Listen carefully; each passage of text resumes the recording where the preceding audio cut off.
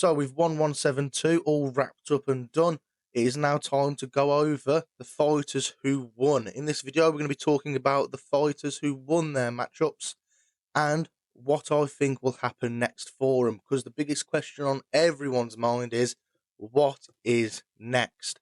Now, for some, it's going to be a little bit more obvious. Others, it's going to be matchups that I think are going to be more favourable towards them. Now, in this video, the way I'm going to work it is I have got a wheel with every single fighter's names on that wheel.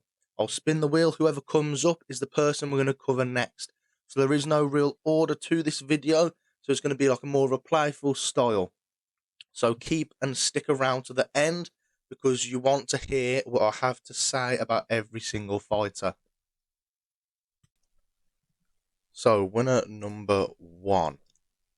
So with number one, as you can see, we have got the wheel. On the wheel, we have got every single winner from the last event. So we're just going to give it a spin and we're going to see who we get. And the first fighter is going to be Shimon Yoshinari. So Shimon Yoshinari did an amazing debut victory over Yodalekpet. He honestly impressed a lot of people. He was very tall and rangy. He had very good roundhouses. His knees, when Yodalekpet got close, were perfect. He angled off amazingly, so it countered Yodalekpet's forward motions. But he also backed Yodalekpet up during this fight. He did an extremely good job against a seasoned Muay Thai fighter. Now, for me personally, the only place to go from there is up. I don't want to see him fighting down in the rankings. If you've just beat Yodalekpet, who is a seasoned fighter within one championship, and is an ex-Lumpini Stadium winner, I think the only place to go for from there is for him to go against Muay Thai. Muay Thai is also, or Muang Thai, is also a Lumpini Stadium winner. He's currently 8-4 within one, and he's coming off of a massive win on Friday Fights 100.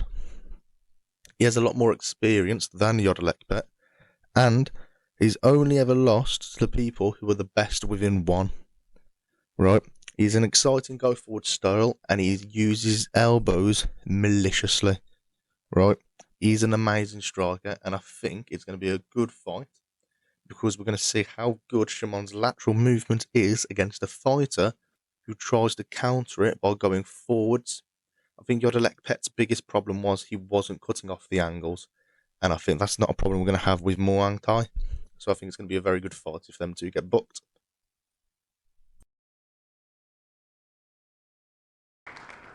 Okay, so we're spinning the wheel for a second time now to figure out which winner number two is going to be. Our first winner was obviously Shimon Yoshinari, and our second winner is going to be the second Yoshinari of the video, Nadaka Yoshinari, his older cousin.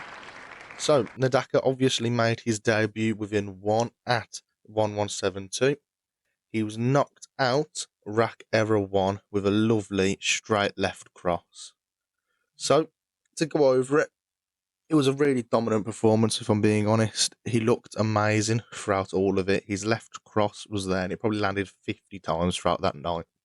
He landed his kicks really well, and he targeted the body from early, which set up that lead hand straight to the chin. He did get the knockout, but it does leave us with a bit of a problem. No matter who won, it was going to leave us with a problem.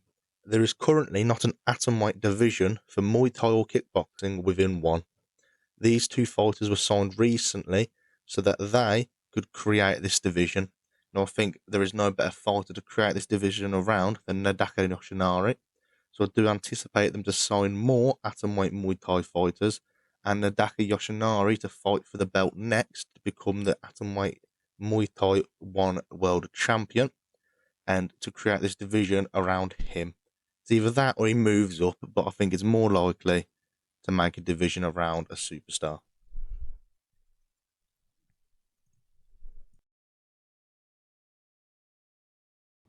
So we're on to our third winner of 1172. We've already covered the cousins, the Yoshinari cousins. We're now on to a third Japanese winner, right? Yuya Wakamatsu. He's the new MMA world champion. He's the new flyweight MMA world champion. And for me, there's only one person who's currently next in line, and that is going to be Danny Kingad. There is not much other people within this division who deserve a shot at Yuya Wakamatsu. Adriano Moraes obviously has just lost in the first round. He did look his age, he looked a bit slow. Yuya Wakamatsu looked as fast as ever. Danny Kingad, though, would be a good fight for Yuya Wakamatsu. These are 1-1 already. Yuya did beat him last year, though, last January. But Danny Kingad has also got a victory over the current champion, so it's 1-1.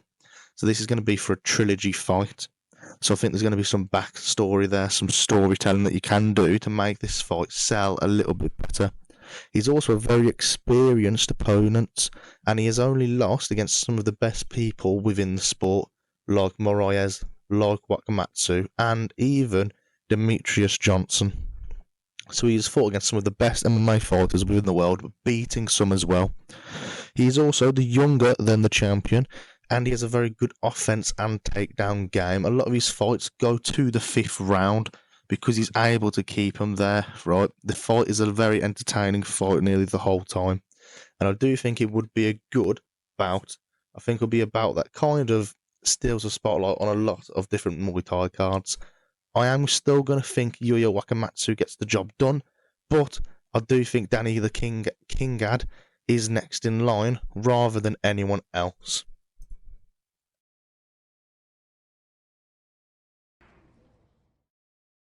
Okay, so we're going on to winner number 4. At the moment, we've had 3 of the winners all be Japanese. There was obviously 8 winners who were Japanese in this event. And we're hitting our 4th. We're going with Ryu Iwata, who carried on his amazing One Championship run, making it 3-0 within kickboxing so far. Now, for me, I think the best thing for Iwata is going to be a step up in competition. And the competition I want to see him take on is going to be the Silent Sniper. I wanted to see him go against Taiki Naito. Now, the reason for this is Naito has more experience in one and kickboxing, being the former shootboxing super bantamweight champion.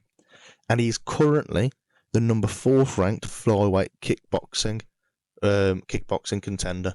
So it is a very good step up in competition for Ryu Iwata. But so far, he has looked very promising, and he is still very young. Now, Naito has got a few losses on his record, but them losses are Kong Ferrani, Elias Mahmoudi, Superlek, and Jonathan Haggerty. So he has been in there with some of the best, taking all of them, well, nearly all of them, to the very last round. Right? He is a very good fighter who I think will give Iwata a very good challenge. And I think this is probably one of the better fights that we can make between 2 Japanese kickboxing stars. So if I was going to make any fight within this kickboxing division, it would be Taiki Naito versus Ryu Iwata.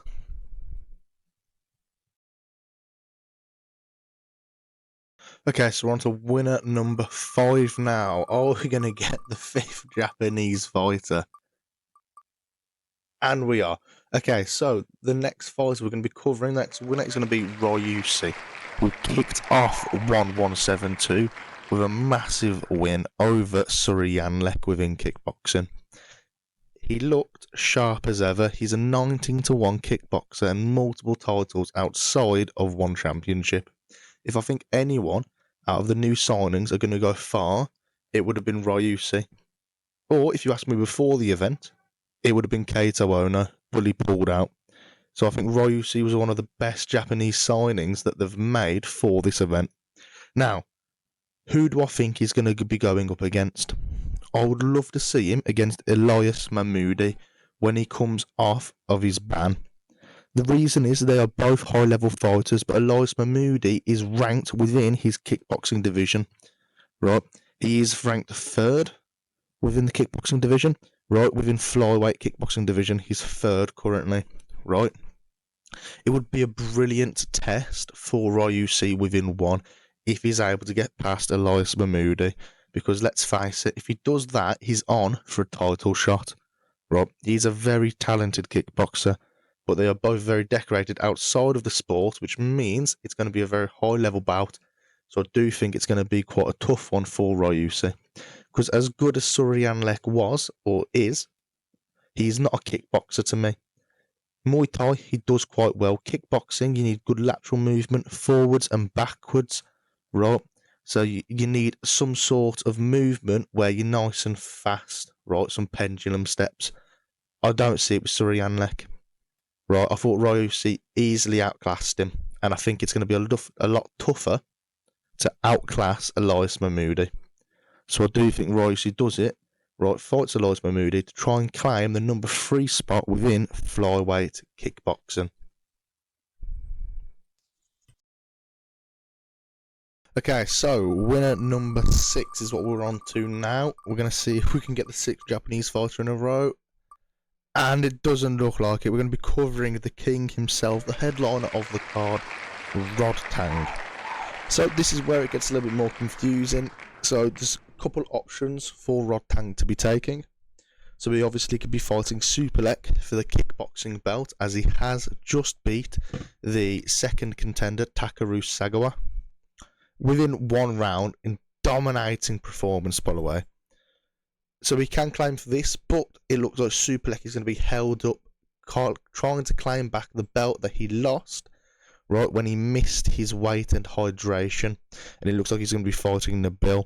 But for now, I think we have to concentrate on Rodtang trying to claim the flyweight Muay Thai belt, which, again, the number 2nd ranked fighter within this is Superlek, who looks like he's going to be held up for a while. So where do we go from there? I do think we're going to see Rodtang versus Kong Ferrani for the flyweight Muay Thai belt. Right? There is a lot more options, right, than that, but I do think Kong Ferrani is the best option out of the lot. Right? Especially within Muay Thai. Both are heavily decorated within one, boasting a stupid record. Rodtang 17-1 in Muay Thai and kickboxing, Kong Ferrani 11-2, and coming off of a big win against Nongo. Now, both are a similar size, and both have a very good aggressive style, which keeps the fans entertained. So you know that it's going to be a good slugging boxing match, and both are experts out of the clinch. So it is going to be interesting to see who wins. Well, they both are the strongest in that boxing rage and within the clinch. I do think that's probably going to be the best matchup that we can make for Rodtang, and I think it's probably going to be the most entertaining matchup we can make within one as a whole.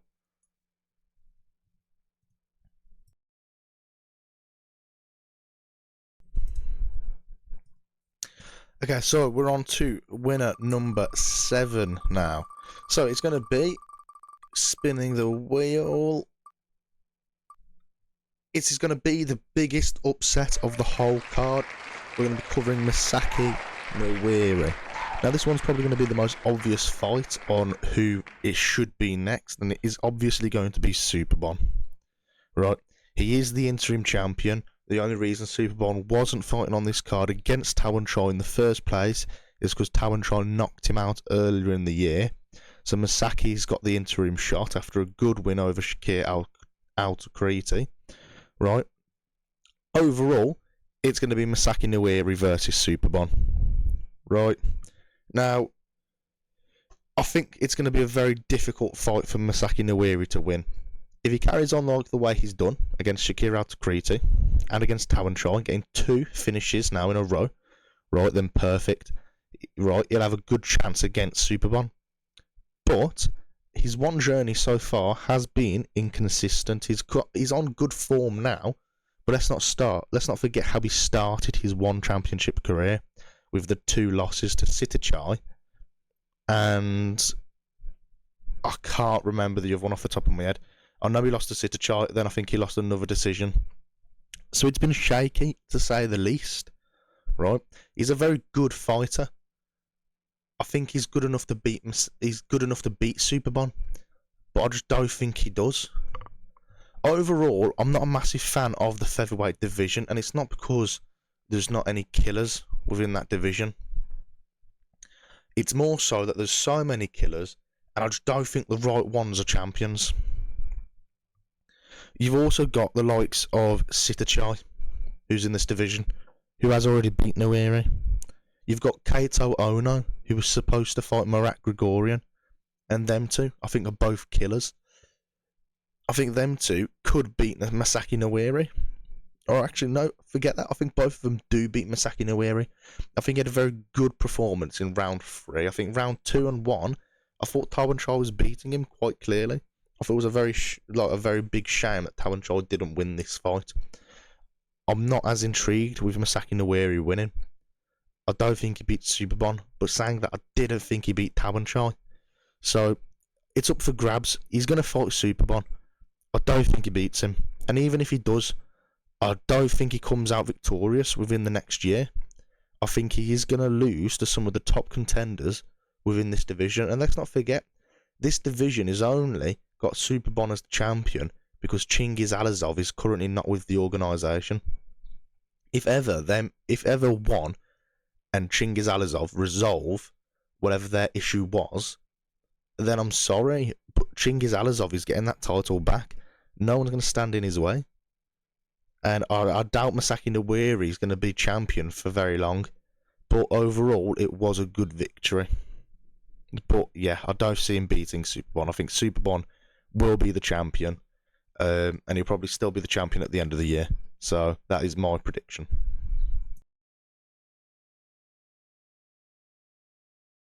Okay, so we are going on to winner number 8 now.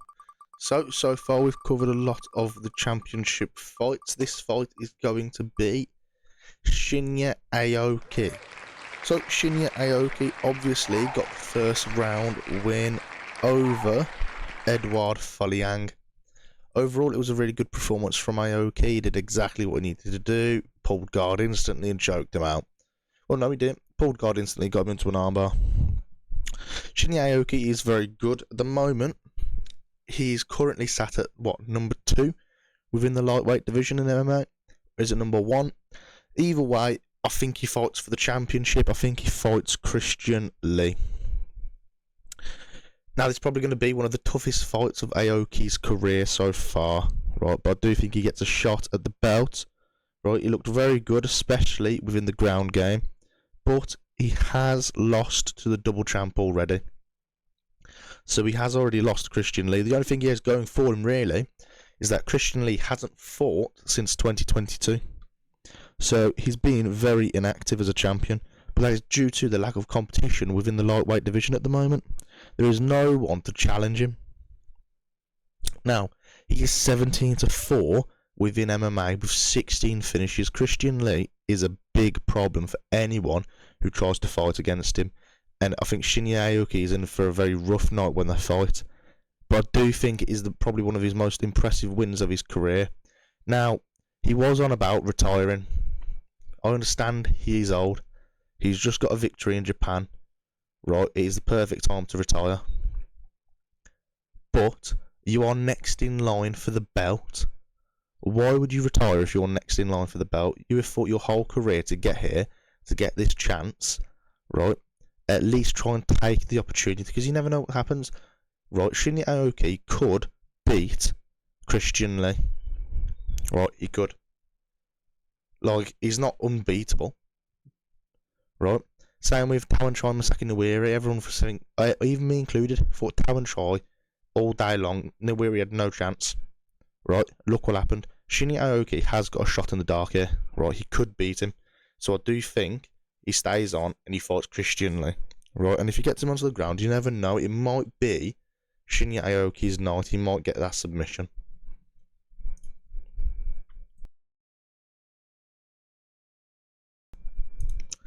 Okay, so we're going to be going on to winner number 9 now. So we're spinning the wheel to see who we get, and it is going to be the Queen herself, Thetjija. Okay, for this one, it's one that I'm so shocked we haven't seen before. She had an amazing performance on the weekend, right? Did really well. Okay, her Japanese counterpart also put on a very good show, right? Kana Morimoto did very well. But Thetjija has got more experience at the moment than I'd think any active female fighter within one championship. And she's only 23. Now, she hasn't got all of these wins by kickboxing, has she? Why on earth have we not seen Fetjija versus Alicia Rodriguez. Right, Alicia Rodriguez has defended her belt 3 times. Right, Fetjija has defended a belt numerous times, and she's 7-0 within one. Why have we not seen Fetjija versus Alicia Rodriguez for the Muay Thai belt? I think Fetjija challenges her for it. Let's not forget, Fetjija had multiple world titles under her belt, right, from the Lumpini Stadium and other stadiums within Thailand for Thai boxing. She's not an idiot. She doesn't suck. Her Muay Thai fighting is even above her kickboxing skill, and at the moment she's undefeated within kickboxing. Right, but if I'm correct, she's 3-0 or 4-0 within Muay Thai in one. Right, this is a chance for double belt status, a double belt champion. This is her chance right now. I don't know why we would not book it. This is the same level as hype, if not more, than Stamp Fairtex versus Denise Zambawanga. Right, it's probably one of the biggest female fights you can make. Fetjija versus Alicia Rodriguez for the double belt. Right, and it's going to be an intense and close fight. Both of these fighters are top tier, right, when it comes to the one championship. Both have extremely fast kicks, both have powerful punches, both know exactly what to do in certain moments, and they're both of the most experience and technical skill when it comes to a female Muay Thai kickboxing fighter. This fight should have been made ages ago, right? So make Fetjija versus Alicia Rodriguez for the women's atomweight Muay Thai belt. Okay, so we are now on to winner number 10. We've only got 4 picks left, and the pick we're going to be going with is going to be the 6'4" giant himself, Nabil Anane. Okay, well, let's not beat around the bush. Right, we should be looking at a new champion, shouldn't we? Nabil absolutely dominated Superlek on the weekend. We've never seen Superlek fight so poorly. Right? Now, it's not disrespectful to say. He did have a poor performance against Nabil. Nabil did make it look relatively easy. Right? Superlek looked like a one-trick pony, just trying to overhand. Right? Nabil was switching it up and even knocked him down. Right? Nabil looked phenomenal. Currently, he's the interim Muay Thai champion. I think that's a load of shite. I think he should have been promoted to undisputed, right, and actually have the actual title right now. I think it's a shame that he isn't the bantamweight Muay Thai world champion, because let's face it, he deserves it. Now, what happens from there? I imagine him and Superlek will be fighting for the belt. Again, I know Superlek has lost to him, but he also didn't make weight. I don't know if anything was happening outside of the gym for Superlek, right? But he didn't make weight, he didn't make hydration, and he didn't fight like himself. So overall, it does lead me to believe that something else was happening. But Nabil with a standout performance.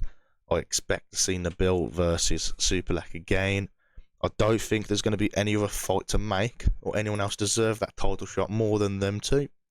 So I do believe we will see it, right? And it is going to be Nabil versus Superlek, more than likely, for the bantamweight Muay Thai World Championship again.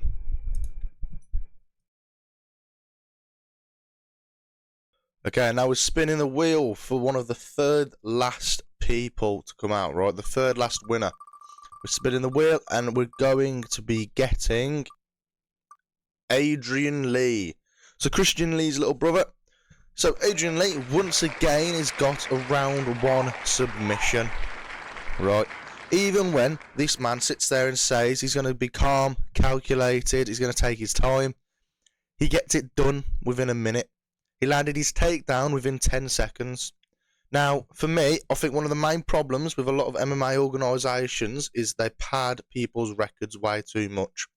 He now needs someone harder, someone higher up within the division, somebody with a positive record, somebody with more experience than him. And I think the person I'm on about is going to be the warrior Zhang Lipeng. Now, there's a couple reasons on why I think Zhang Lipeng is going to be one of the bigger problems, or one of the tougher fights for Adrian Lee within his career so far. First off, Lipeng did start his career off with a lovely win over Edward Foliang, right? who obviously was fighting on the last card at one of the higher MMA fights. He's 4-2 within one championship so far, and 3 of his wins are coming by knockout, so he has got serious power, and all them knockouts are within round 1. Now, I think Zhang Lepeng starts just as fast as Adrian Lee, so what we're going to see here is, I think, we're going to see a more calm and calculated Adrian Lee and a more calm and calculated Zhang Lepeng. Usually, when you have 2 fighters who love to strike in MMA, it's a wrestling match. When you have 2 wrestlers, usually, some reason, for whatever God knows why, it turns into an amazing striking match. Now, here, I think we're going to see the same thing. We've got 2 firecrackers who get the job done within round 1. And I think it's going to go the whole distance. Right? We're either going to see Zhang Lepeng get a knockout or Adrian Lee get the submission. And I think it's going to be a fight where we don't know what's going to happen. Right? We don't know which one's going to get the finish first. We don't know if they're both going to come out fast or they're going to try to take it a little bit more slow. Right? We don't know if Adrian Lee's just going to shoot for the takedown instantly. Right? But we have seen Zhang Lepeng a lot. We have seen that he is good at keeping the fight on the feet a lot of the time. 9 times out of 10, he keeps it on the feet. And he's done this against some of the best wrestlers, right, within 1. Some fighters where you would have thought that he would have got dominated on the feet or dominated on the ground. So I think it should be a very interesting fight between them 2. I do think it's going to bring out the best of Adrian Lee. And I think it's going to be a fight where we actually get to see a more calm and calculated Adrian Lee. So I think that is the next step on getting him towards the top. Okay, going on to our penultimate spin now. Our second last spin and second last winner.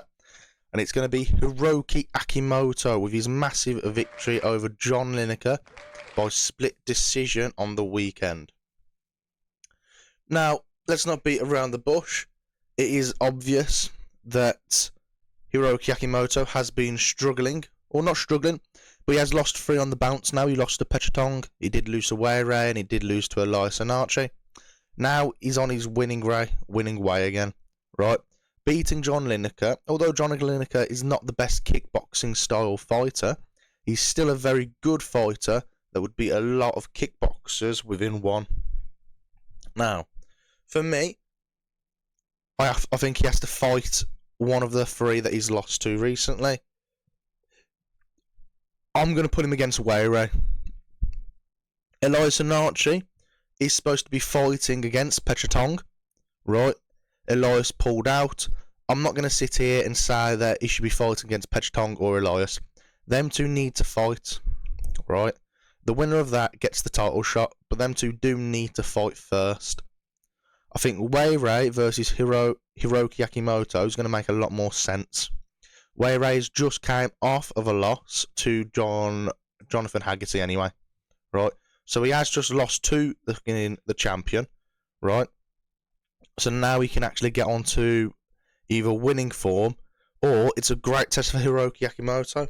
If he does better this time around, right, and beats Weire and does it considerably in good form, he's next in line for that belt, right?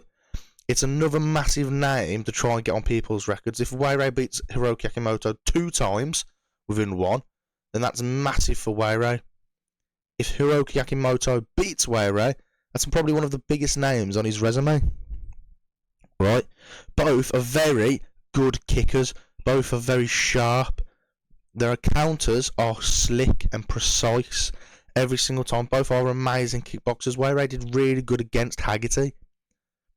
So if Hiroki Akimoto does a good showing, we're on for another good fight against John Haggerty for the belt. Both have got a massive following from the country that they reside in. Hiroki Akimoto has got a massive Japanese following. Weire has got all of China behind him. Both are champions outside of 1 previously. Both have amazing kickboxing records. It's probably one of the more exciting fights you can make.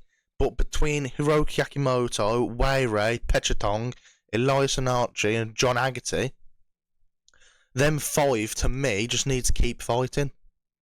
You can make so many different matchups out of them 5 that if one person beats the other, it's basically an automatic title shot. like, them 5 are the top of kickboxing within one at the moment, right, within the bantamweight division.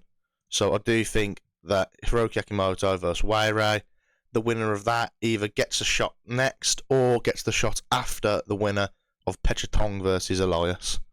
Or that is my opinions.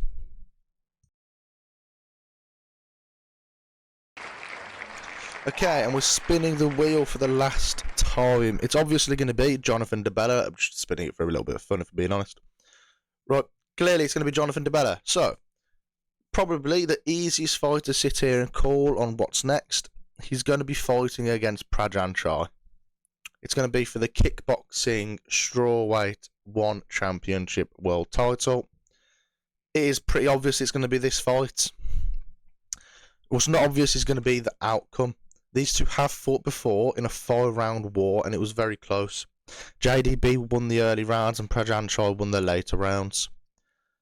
This was the only loss in Jonathan DeBella's whole professional career. He's 14-1, 4-1 within 1, and Prajan Chai is his only loss. Now, some fans even called out for robbery. I'm not that stupid. I don't think it was a robbery, but obviously it was very close. I do think DeBella is going to be good enough to beat Prajan Chai. I do think he will be. I think DeBella is very fast. I think early on he's definitely going to be taking some of these rounds. So I am going to lean more so towards Jonathan DeBella within kickboxing. I do think he's more of a well-rounded kickboxer, more complete. I think Prajan Chai is amazing, but I think the main thing he's good at is Thai boxing. I think as long as Jonathan DeBella doesn't get his leg kicked too much as he enters with that jab, and as long as he's able to use his boxing very well, because he used his boxing against Samo extraordinarily well, right? He check hooked constantly. That lead hook as he was coming in over the top worked wonders for him. If he's able to do that against Prajan Chai, I see him doing very well. I think Samay did a very good fight, but I think he's better against Prajan Chai when it comes to Muay Thai. But, like I said, I do think JDB has got what it takes to beat Prajan Chai. And I think by the end of the year, we're going to be looking at a new kickboxing world title, world champion. I do think JDB wins his belt back.